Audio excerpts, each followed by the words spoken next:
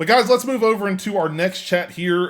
Topic number 2 is the state of VR in gaming here, and I figured we'd talk about it here. I know it's not a topic we don't touch. We talk about here and there. We don't talk about a lot, but I got inspired this week. Over at the PlayStation blog this week, we don't know what the PSVR 2 is going to look like, but now we know what the controllers are going to look like here. Sony PlayStation posted on their blog, next gen VR on PS5, the new controller that is, no more wands, no more Harry Potter wand-like controllers. You running around your house yelling "Wingardium Leviosa." We got the big boy controllers. These almost look like the HTC Vive controllers. If I'm looking at it here, but for everybody watching the video, I'm scrolling through some of the artwork and the renders here of the controllers. Some of the features here that they're talking about with the new VR controllers: adaptive triggers, haptic feedback. I've heard that before. Finger touch detection. The controller can detect your fingers without any pressing in the areas where you place your thumbs, index, or middle fingers. This enables you to make more natural gestures with your hands during gameplay. Tracking and action buttons and analog sticks. Very interesting and cool stuff, but it got me really thinking. We haven't really talked about VR much on the show.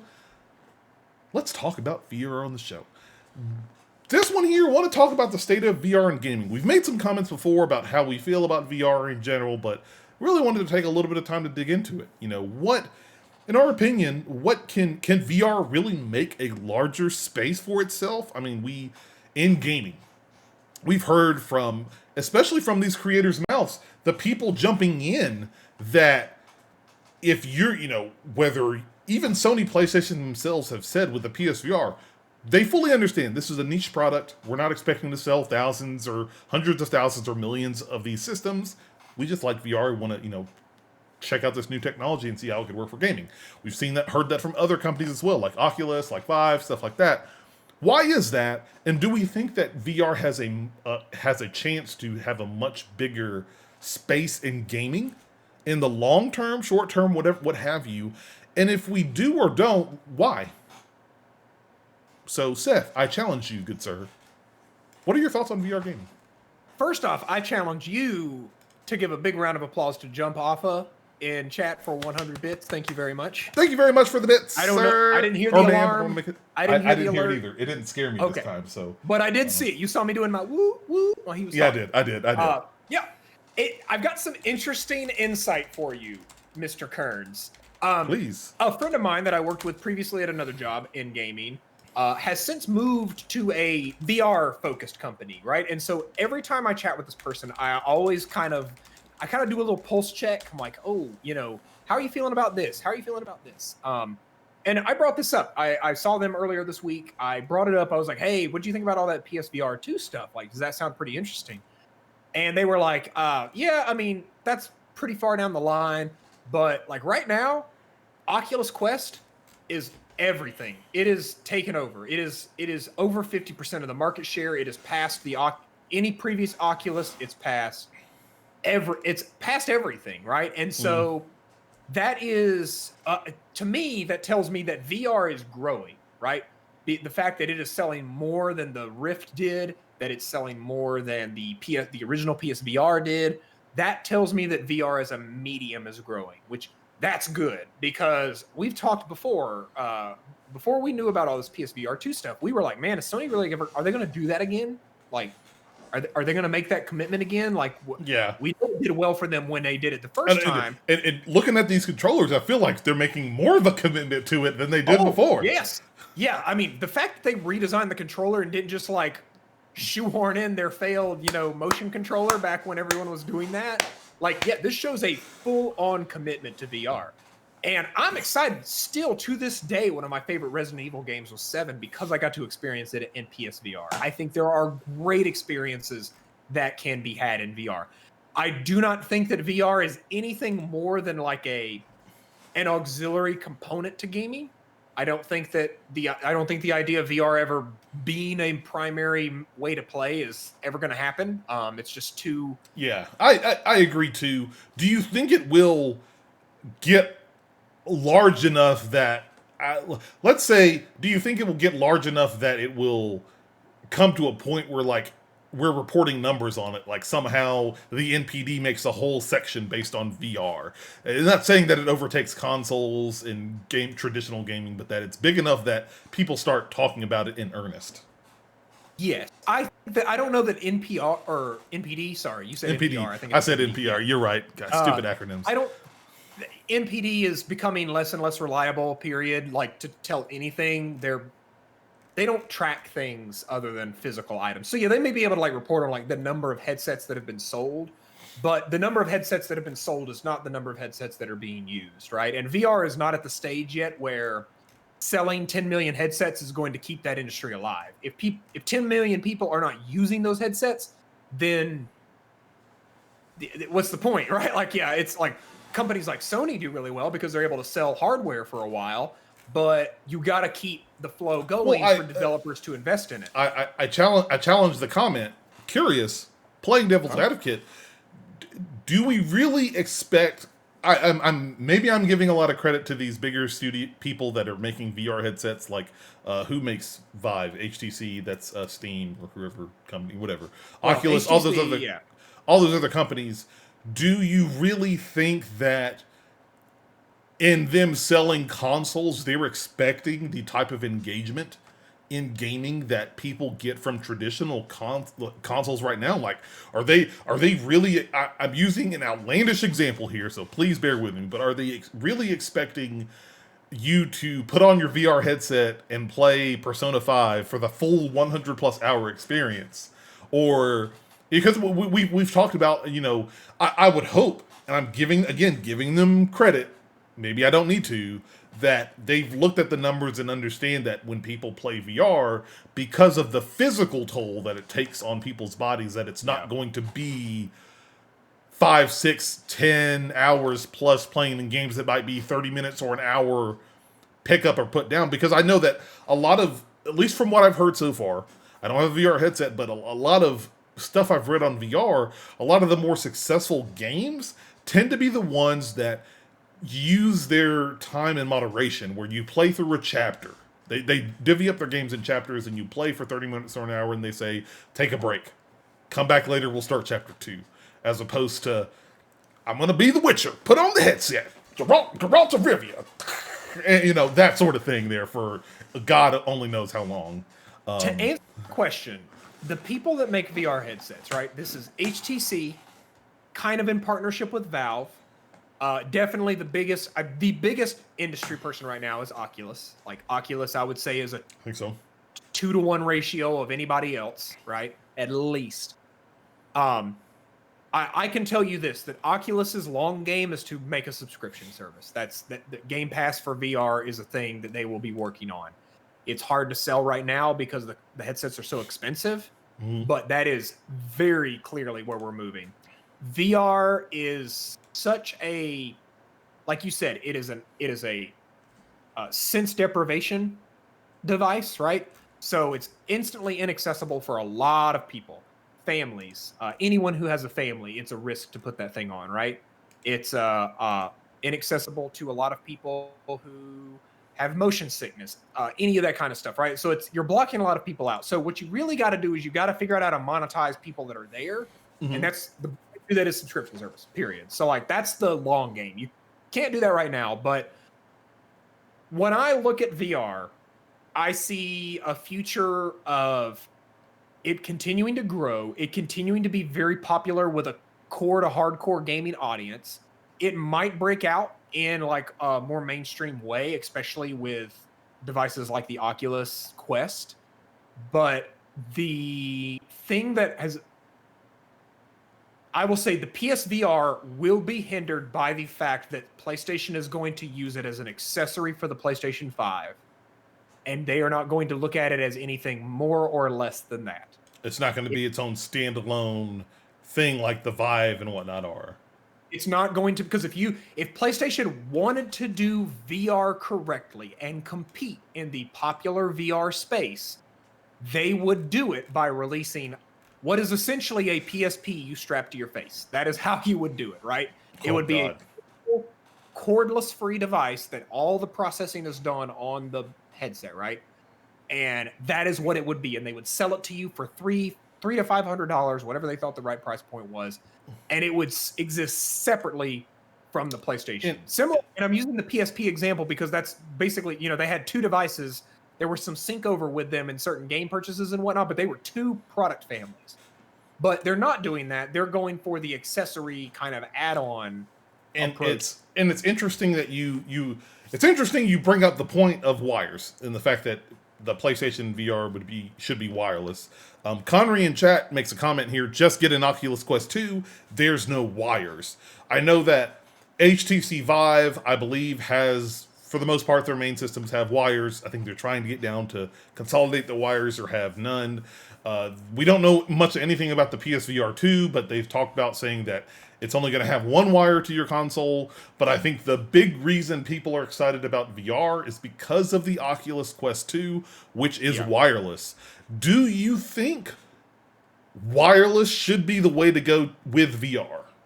I feel like it's almost the debate of like when we had wired controllers, aging ourselves for all the young viewers out there, when we had wired controllers and we had to plug it into the Xbox or the PlayStation 2, you had to get up out of your couch back in the day and you had to walk 5 feet, just unplug and plug your controller in. You could only stretch out 6 feet because that's how long the cable was. And when we first had that wireless experience, when we had wireless controllers, if for anybody out there who remembers, if I'm not mistaken, it was called the Wavebird. Seth, wasn't that one of the first wireless controllers? That was a Nintendo controller that was wireless back in there, and then kind of it took off from there.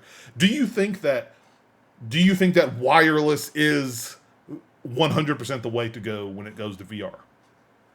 Yes, if they want heat, they would have to release a wireless device. So again, I said this at the top. Sony is a hardware manufacturer. They make hardware. Their goal is to sell you stuff, right? And what they're really good at selling right now is PlayStations. People fucking love buying them. They can't buy them. They want them so badly you can't buy them. And we look at PS4. What was it? 112, 115 million? Was that the general they settled on? I have no idea. I'd have to pull that number up. It might actually have been closer to 130 or 140, right? A lot of those, right? So we got 140 million PlayStations out there. Hey, if we can get 3 million of that 140 to buy a $300 doodad that like adds on to it, that's even better for us, right? Plus, we're going to get to sell them a funnel of games. I think overall the PSVR was a success in a proof of concept of like, can you sell an accessible VR headset for the home? It was a success, right? They supported it. I think they provided a lot of valuable games to it, and then they kind of end-of-lifed it. Like, they typically what you'd expect from a hardware manufacturer, right? Because eventually they're going to want to sell you the new thing. So right as they end-of-life the old PSVR, here they are letting you know there's a new one in development. So don't think VR is dead. It's just they're waiting for the upgrade.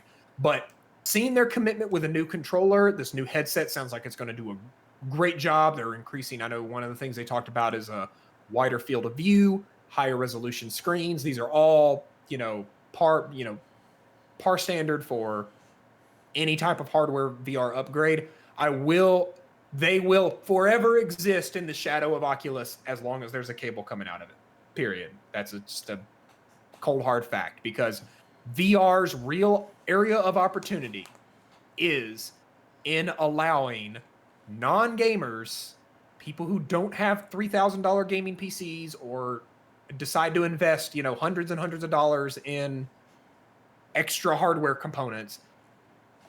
VR has to win by getting you to put the thing on. And if all I have to do is put it on and press go, it's going to work.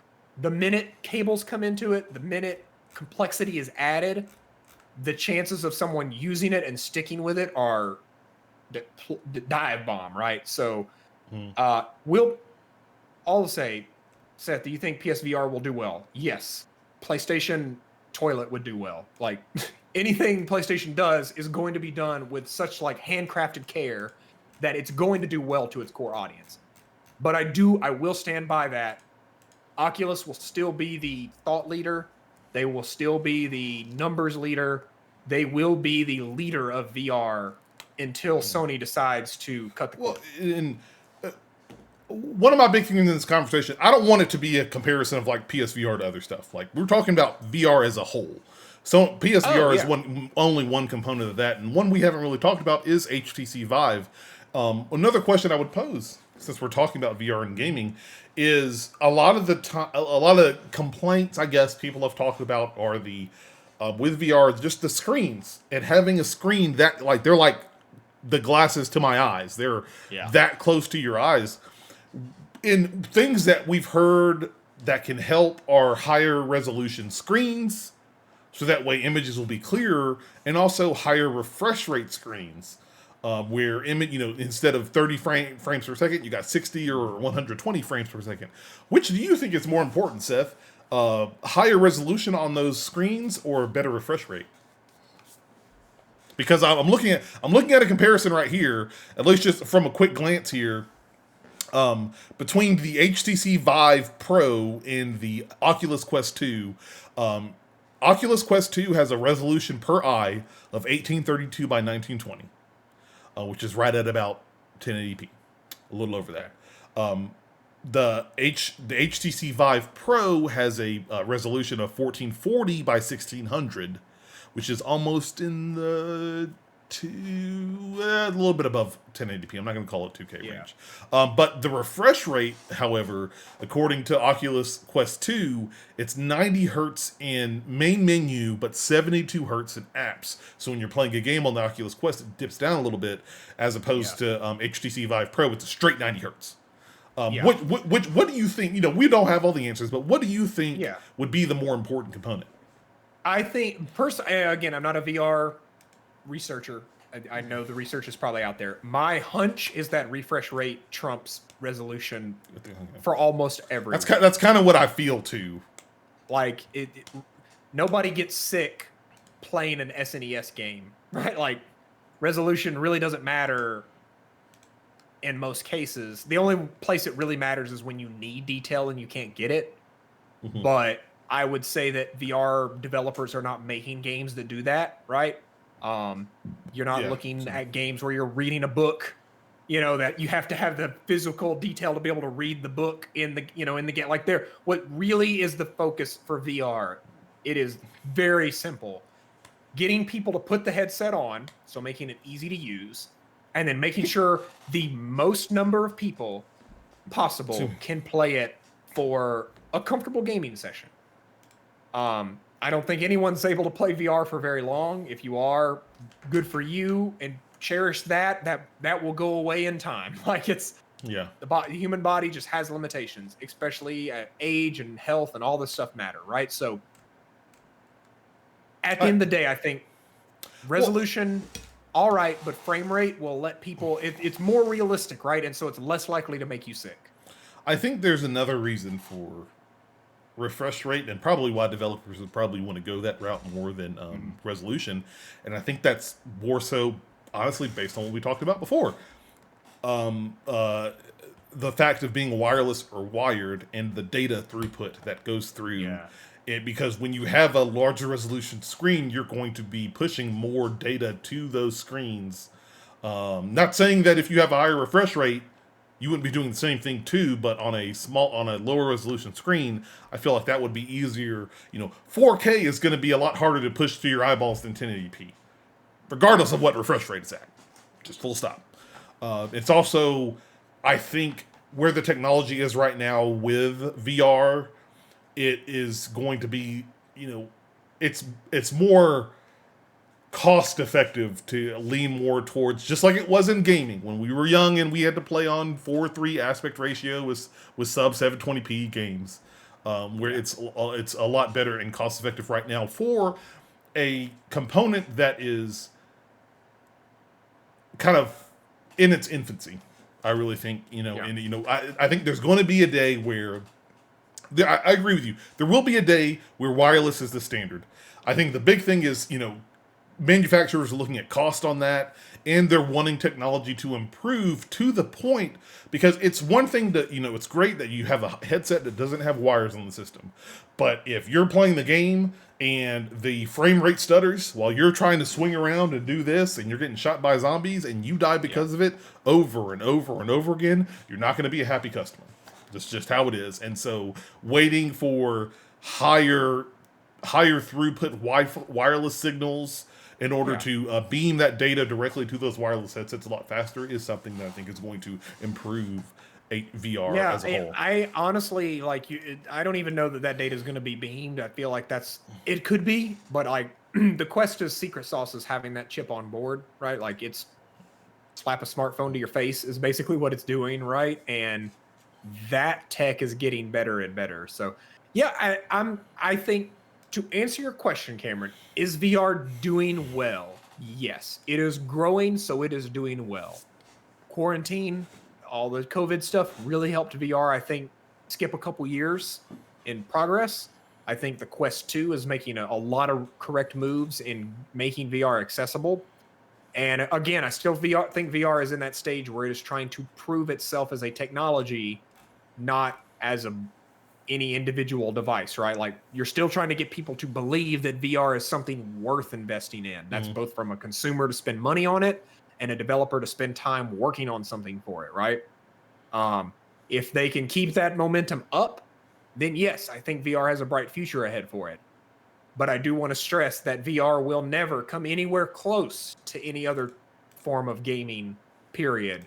It won't get near console gaming. It won't get near mobile gaming. It will be a small segment, and it makes the most sense for Sony to just be in that market. That's their market, right? They sell hardware devices. I think it works really well. So I think that's a match made in heaven for Sony to be making a PSVR 2. I see a future where the Oculus and the PSVR are the two industry leaders. HTC doing fine, but I mean, Half-Life 3 couldn't sell those headsets, so I don't foresee a future that, not really Half-Life 3, but I mean, I'm one of the biggest Half-Life fans ever, and I have still yet to play Alex because I don't have access to that kind of tech. And I'm definitely not dropping $60 on a game that I can't enjoy. So now, and until that day comes, are developers really going to put that much time and effort? Is the day that the Half-Life super fan can't even put $60 down on the next continuation of the franchise, right? Like that means there's room to grow. There's room to grow. So one more question I wanted to pose here, and we won't spend long on it, but I wanted to bring it up because I think it deserves having some time in the light in this discussion. Is one thing I really don't hear a lot of people talk about in regards to VR that I think should definitely be discussed is its accessibility for people. It's become a bigger and bigger topic as the industry tries and becomes more inclusive with gaming, but VR is also in. We always look at VR in gaming as this just like picking up a controller and playing traditional gaming. But what about those people that has a disability or for one reason or another are unable to play games in the traditional sense? And we have things like the Xbox the adaptive controller, if I'm not, is that right, Seth? What's it called? The Xbox adaptive controller. Yeah. Where you can configure it however you want to, but why haven't we really heard a lot of conversations or even discussions or things about how maybe VR could be that outlet for people, where people who have trouble pushing buttons on a controller have a lot better time just putting the controllers on their hands and moving their hands around to do stuff like in Beat Saber or stuff like that. And that's something to think about. We always. I don't want to. I'm not trying to be mean, but we don't think about things we don't have any worry about. But there are people out there who have to worry about. I love games, but I can't play them in the traditional sense. I can't pick up a controller, and so having stuff like the Oculus Quest 2 and the PSVR and HTC Vive and the Pro and all that stuff is VR as a chance for people who may not be able to play games in the traditional sense be able to experience gaming. It may not be the full breadth of gaming, but some part of gaming with some of these games purely because it has an interface system that is more intuitive. I say intuitive, but a little bit easier for them to use or utilize. I think it's Yeah. something to be considerate of when we're talking about VR. And I'm hoping that, if anything from this conversation, I'm hoping that in the next 5 to 10 years, we see developers use VR as a way for accessible to get people into gaming in a more accessible manner Yeah. than they may not be able to with controllers and other things like that. Yeah, accessibility is a really interesting one to bring up, because your first hunch when you bring it up is like, oh, the VR is like the opposite of accessible, right? Like it is such a limiting device. But just like any device is going to find a new way for people to use it. I think a really great example is like people who use VR on like personal fitness journeys, right? Okay. And you hear about people, losing 50 pounds playing Beat Saber, right? And I think that's an It's not a awesome, joke. like unexpected, not a joke. Like look it up. Beat Saber's hard. Yeah, super hard. And like I think that when somebody buys, so like let's say, I was a heavy guy at one point. I was around 285. So like let's say I was back at my old weight and I bought this VR headset, right? Super excited to play it. And I play Beat Saber. Beat Saber is a good video game, very fun to play. And I find that it's very hard for me to play because I can only play for maybe 10, 15, 20 minutes. And so I keep playing it more and more, pushing myself. Well, I'm starting to lose weight, right? And all the benefits that come with that, feeling better, having more energy, more motivation, start to pile up, right? And then at the Rutu in chat says 285, but 70% of that was beard weight. If that was the case, then I would have been even more, because back then I didn't even have a beard. But anyway, or well, I had like, it was like the Oh, that was a good one. That was a good one. shadow. But yeah. So yeah, so like I think that's a really awesome, like not necessarily an accessibility thing, but almost an enabling, right? Like it is what motivates someone to go on that personal weight loss journey that maybe they didn't find that motivation in fitness videos or motivational speak. Like whatever motivates you, do it, right? Like if it doesn't hurt anybody else and it gets you going, do it. When you bring things back to accessibility, I do think that those stories are out there, Cameron. I just don't think they get talked about. I don't think so either. I really don't. Yeah, I think there are people that are, I know for a fact there are charities that take VR headsets to hospitals, right? For people who are not able to leave the hospital, right? To be able to experience things outside of that. I think there's both the stories out there, it's just not being reported on. But second off, I think that one of the things about VR is it would allow, like, let's say, for example, I have to live in a hospital, right? Let's say I have a chronic condition. I can't leave the hospital. I've got to be under constant care. I can put on this VR headset and go to another world, right? I could load up VR chat, and at that point, I may have a feeling of being completely isolated and alienated from society, but all of a sudden I'm a part of this community, right? I'm in VR chat. I'm Goku, right? I'm the Goku model, and nobody knows that I have a disability in real life, right? And so I think what the stories that are happening around VR and accessibility are probably very personal stories of people who are having experiences they've never had before. And I could see myself easily being in that situation, and that being something that is really personal to me, right? Like if I'm able to interact with people and start making friends online in a way that I probably never would in real life, but all of a sudden I'm making all these friends online. They don't know I have a disability, but that doesn't matter. The disability is no longer the focus of my life for this one part of my life, right? And so but it's such a personal thing. Like for some people, they may be looking for that escape from their disability, whereas other people may not be. They may want friends that are going to accept them for who they are. And so I think that VR has a really interesting role to play in that. But you said VR is in its infancy. It certainly is. I don't think we really know how VR is going to affect things yet. It's in that stage where it's fun to share videos, it's fun to talk about, it's fun to see the games. But I'd be very interested to see, like, what are the more personal stories? Where are people that are really seeing their lives get altered or change in some meaningful way because of their interactions on VR? I don't think I've seen that yet. I'm sure it's happening. I don't think I have either. We haven't seen it yet. And I think that what it's going to take is it's going to take someone who cares enough to share those stories. Right now we need to find them, Seth. You and me. I mean, let's go. Most likely going to be that would be an interesting thing. It really would be. So a big conversation to have there. I don't think we necessarily have to like talk about it right now, but VR is fascinating and similar to Game Pass and subscription services we talked about earlier. Like it's the first stage of something entirely new. Yeah. To quote Hidden Figures, this is new math. This is a whole uncharted territory. We really can't compete or compare with anything we've done before because there are no rules. This is the Wild West. This is uncharted territory. So we'll just have to wait and see. Yeah. Just like gaming was back in the 70s and 80s. So yeah, we will have to wait and see. 100%. Shadow Haxer in chat says, I will say that I thought VR was a fad until VR started kicking my butt, and it's amazing for exercise.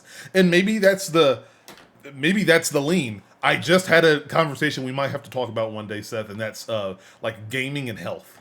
Because I think that's a good conversation and an important conversation that not a lot of people discuss, and it's an important facet for a lot of different reasons. So Shadow Haxor, I will challenge you as well. Pokemon was also a fad, but it is also the world's most valuable IP over Star Wars. So just go ahead and be mindful that like just because something is very trendy right now does not necessarily mean that it is doomed to die in 2 years. It is okay to love what you love. Okay. If you love VR, play VR. Cash of Legend in chat says VR is awesome. Welcome, Cash, to the stream. And then Rarutu, of course, saying Beat Saber is for all the kids. Damn all right. I'll support that effort. Hashtag Beat Saber for the kids. I'm down. I'm down for it.